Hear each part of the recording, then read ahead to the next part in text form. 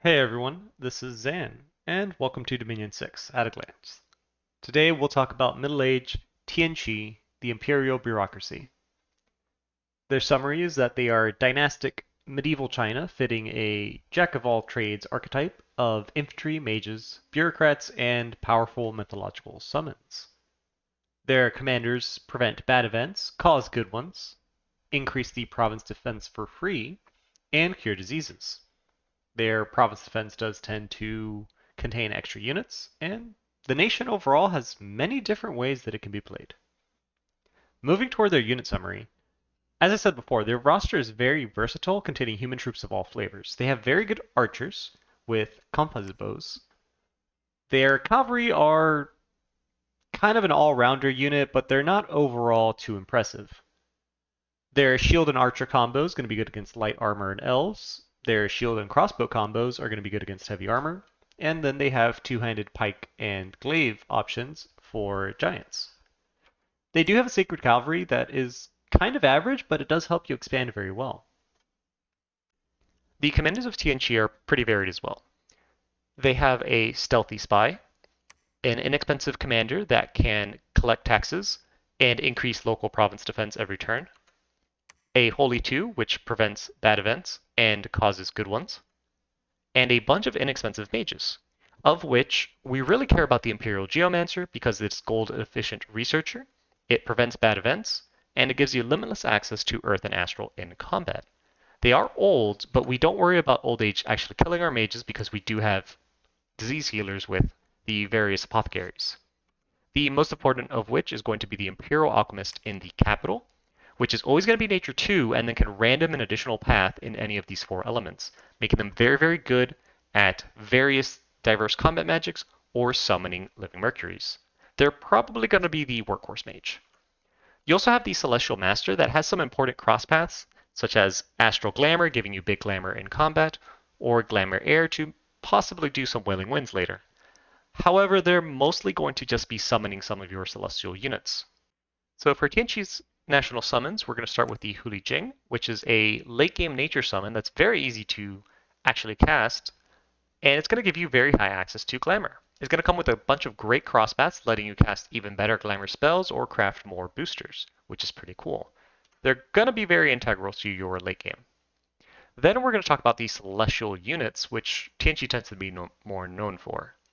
The Celestial Soldier in Dominion 6 now fits 2 to a square, has fantastic stats across the board, and is sacred. So the fact it doesn't have elemental weak resistances or a magical weapon, those can be fixed if you so choose.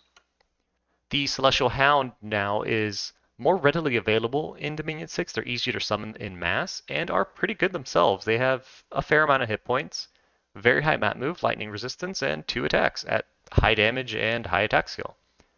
Pretty darn good and very easy to mass now.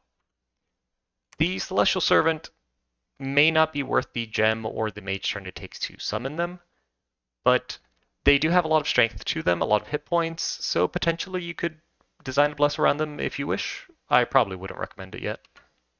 And finally we have the Living Mercury, which, although now has spirit form so it's harder to protect, is still a very fantastic unit with a lot of hit points and very high damaging armor piercing attacks as long as a poison cloud. The biggest concern with this is actually just keeping your own units alive when trying to use this, but it is otherwise a very, very strong summon and I'm surprised I don't see more of them. For the non-national summons, I couldn't really think of any as a lot of your gems are kind of already going to go straight into summoning more units.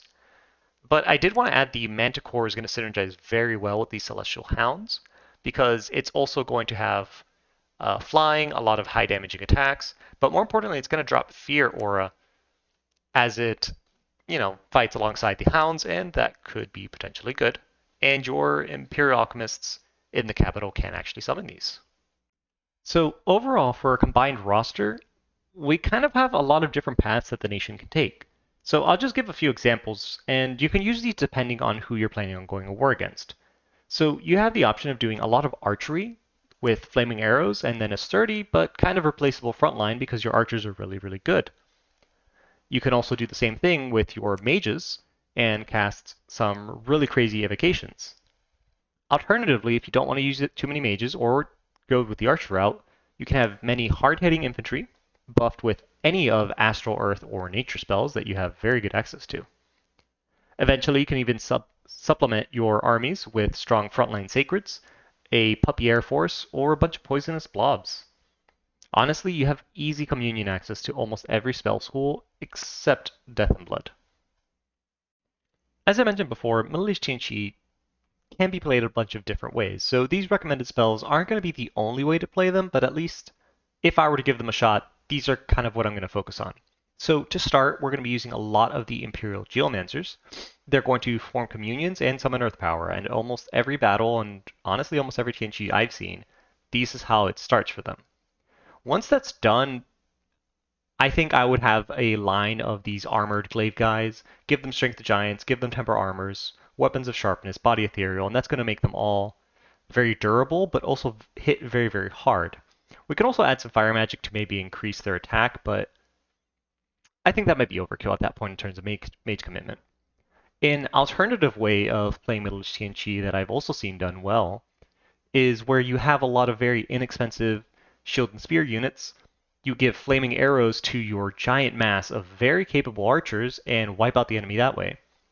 Alternatively, you can have the Geomancers themselves cast the spell Gifts from Heaven, and whether you want to or not, they are going to cast this if they're in a big communion and you have it researched. And this spell is absolutely devastating. There's not a lot that can survive even one hit from this spell. However, that does include your troops. So I recommend once you get to Rewrite Fate, either that or the next spell up, I recommend trying to do that as a tiny attempt on keeping your troops alive, but do know that going the Gift from Heaven route, you will have to replace your losses kind of frequently. Finally, I wanted to add here that although you wouldn't normally consider them, Middle-Aged Tien Chi is a Foul Vapors nation, and that is a pretty strong spell from Dominions 5 that's carried over, and I haven't really seen used much now either.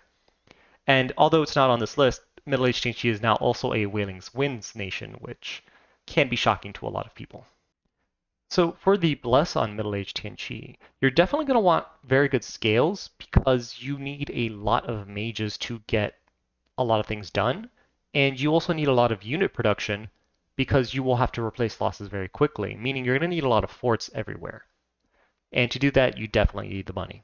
However, that doesn't mean that you can't take a good Bless because you do have Sacred Heavy Cavalry in your capital and a lot of Sacred Summons that are also very, very good. So this is an example Bless I've taken that's going to kind of hit you in two stages of the game. In the first stage of the game, when you're expanding, the Undying and Enchanted Blood is going to help your Red Guard survive and expand safely.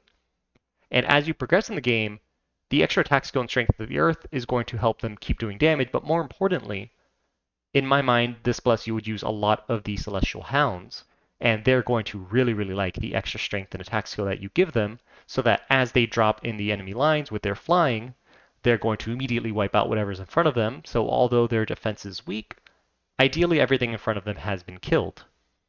Now, you don't really need to take a Bless.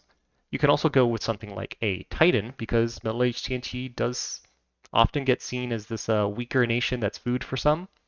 And lately, at the time of this video, there seems to be a lot of shenanigans going around with people taking fear and awe as a Bless.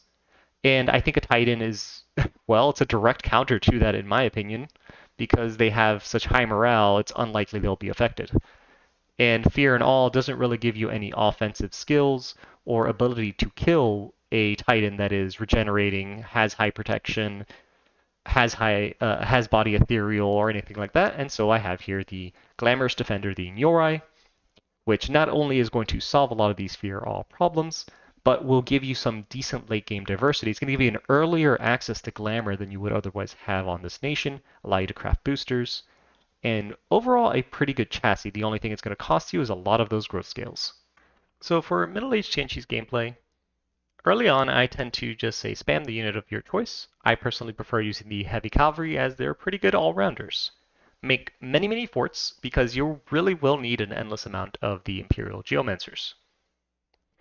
And try to have at least one apothecary per fort just so you can keep your disease healing. Once you do get your first key spells, I recommend you start site searching with an Imperial Alchemist, at least one, and also at least one Celestial Master, and between those two, you're gonna hit most of the magical paths, which is pretty cool and give you a very good gem income. And then in a pinch, don't forget that a Fire 2 Imperial Alchemist can actually create 525 gold by turning 10 fire gems through the alteration spells. Once you get into the mid game, your armies are going to need mage support to survive against most enemies. So Imperial Geomancers not only provide fantastic buffs for your unit, but they can also do really, really good evocation with Gifts from Heaven. So that's going to make them very, very versatile, and you don't always need to use your same script, especially because you can also do Astral Magic in addition to throwing rocks or buffing your troops, so you can keep your enemy guessing. The capital mages also provide really good battlefield magic, but their main job is going to be converting all of your water and air gems into summoned units. If you do need to add the Imperial Alchemist to a communion, don't forget that you can actually craft crystal matrices that are going to help you do that. As you transition to the late game, you're definitely going to need to use the Huli Jing to add very strong glamour magic to your armies, especially the luck spell. And just generally continue mass summoning your air and water gem units, but now you can also start adding Fey units too if you've been storing your glamour gems. Try to definitely have multiple effective armies with good mage support, and rather than doom stacking everything together, because since this nation is primarily humans, you're going to be very susceptible to army wipes. And then never forget, Foul Vapors and Wailing Winds are both very strong spells. And that's going to kind of end our Malaysia Tien Chi at a glance. Hope you guys enjoyed it. Please, if you've gotten here, don't forget, like the video, subscribe, let me know that this is what you want. And thank you all for watching. See you next time.